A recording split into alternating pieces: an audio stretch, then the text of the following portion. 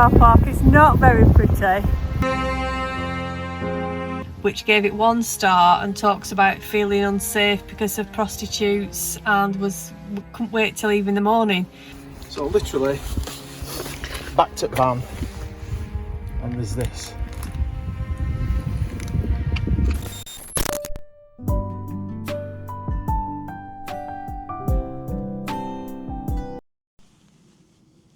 You ready?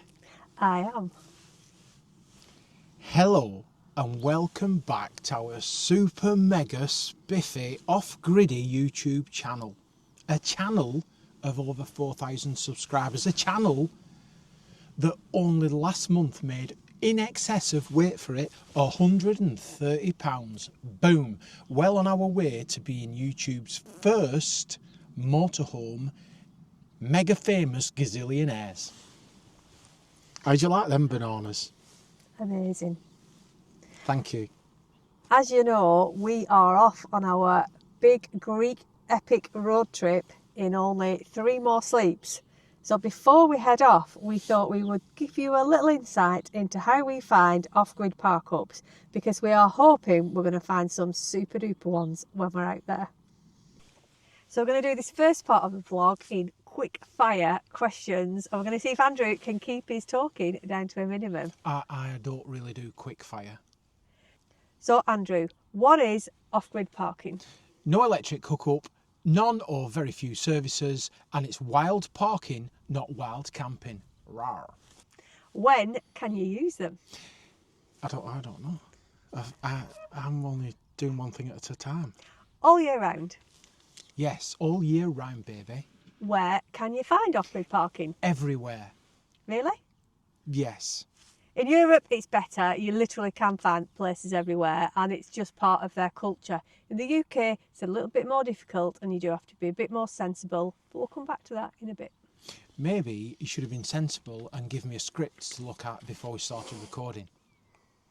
Why would you use off-grid parking and not go to a campsite? Because you are self-contained, so why not use all the features of your amazing Pride and Joy van and be in an amazing location, not necessarily with neighbours on a campsite. I agree. I was freestyling then. And who can go while parking? Just about anybody, as long as you're self-contained, so you've got a toilet, you don't need to dump your grey waste or your black waste anywhere. That's it.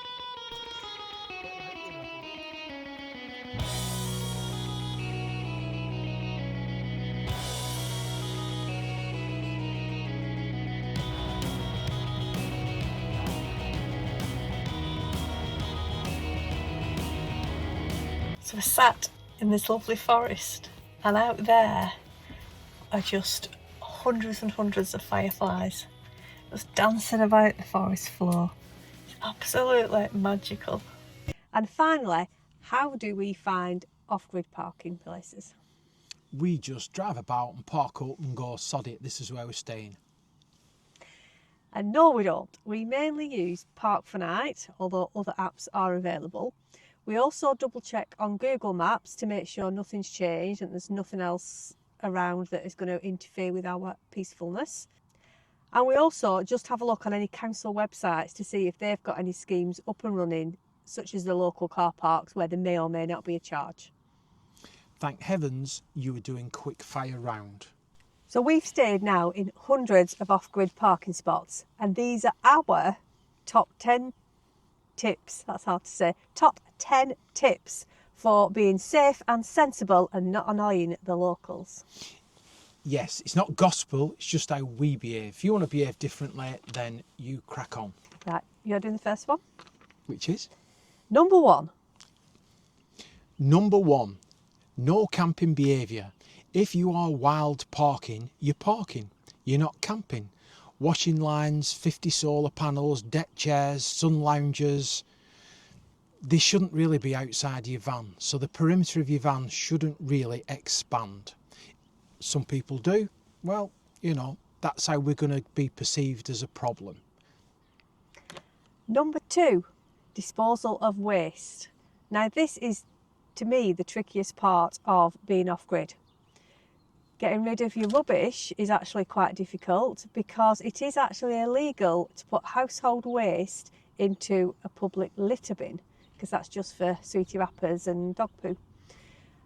Recycling is also a problem because you really don't want to rinse out your jars and plastic down your very clean motorhome sink. So for us, that is, I think, the most challenging part. So we dispose of little and often, don't we? Yeah. So we don't block a public bin up with like a giant black bin bag full of our stuff. We try and be sensible, and when we do visit a campsite, we use their bins, of course. It's also illegal to dump your grey waste by the roadside and in a car park. So again, it's just about being sensible and planning your journey so you can get rid of your grey waste in an appropriate place. And yes, we listen to all the debates about, well, I wash my car in the street and the rain comes and washes old bits of rubber from tyres and oil down the drains. But the utility companies flush black waste into the river network all the time. We get all that. At the end of the day, two wrongs don't make a right. You can do what you want, but this is how we behave. Because we don't like turning up to car parks and there's big puddles of soapy, greasy, washing up water. It's horrible. Ultimately, and it smells. You wouldn't drink your grey waste, would you? No, so why dump 100 litres on a car park? It's not nice. And also there's the black waste as well, which is even worse to dump. And Won't drink that. We still see in off-grid locations, you can see where the toilet paper is, and you know that evidence that's what of people disposing are doing. of black waste. It's rank. That's really shocking. There's no grey area there. There's no debate there. There's no argument there. That's going to stop all wild parking activities. And it's also illegal to dump your black waste in a public toilet because they just can't handle the quantities. So that's what we do. We try and be sensible and we try and stick by the rules, and we just have to go to a campsite after a few nights off grid.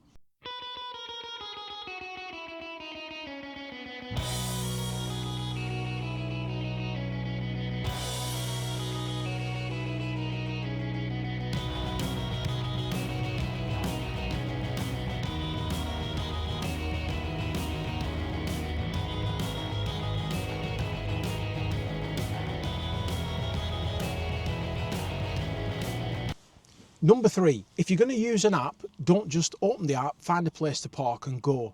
Be careful and read the reviews, because what you might find with an extra few minutes of scrolling by other people's opinions, that maybe it's not the place for you. Just remember that these are just people like us putting comments on. They're not always accurate, they're not always up to date, and things do change. So just double check. Again, using Google Maps can sometimes show that that place isn't even there anymore. Also remember that just because they're on the app doesn't make them official. But actually, somebody who owns the property or the land might not want you parking there. So it's not 100% gospel. Number 4, we park facing outwards when we're on an off-grid location so that we can move off really easily if we're not happy where we are. And leading on from that is number 5. We don't use chocks to level, and we don't use external silver screens. So if we need to leave, we don't need to leave the van. It's just ignition in and away we go. It hasn't happened yet, has it, that we've had to actually leave in the middle of the night? No, we've changed our minds once we've arrived somewhere and got a sort of a spidey sense to say don't be here, but we've never had to leave sort of mid-park up. I always as well, especially if you're in somewhere really dark, I have a mental map of where we parked to make sure that I'm not searching for an exit or some obstacle to leave. Number 6, at night we put extra security on our doors from the inside. And I've done this bit about 6 times and I still can't say Why it. can't you just...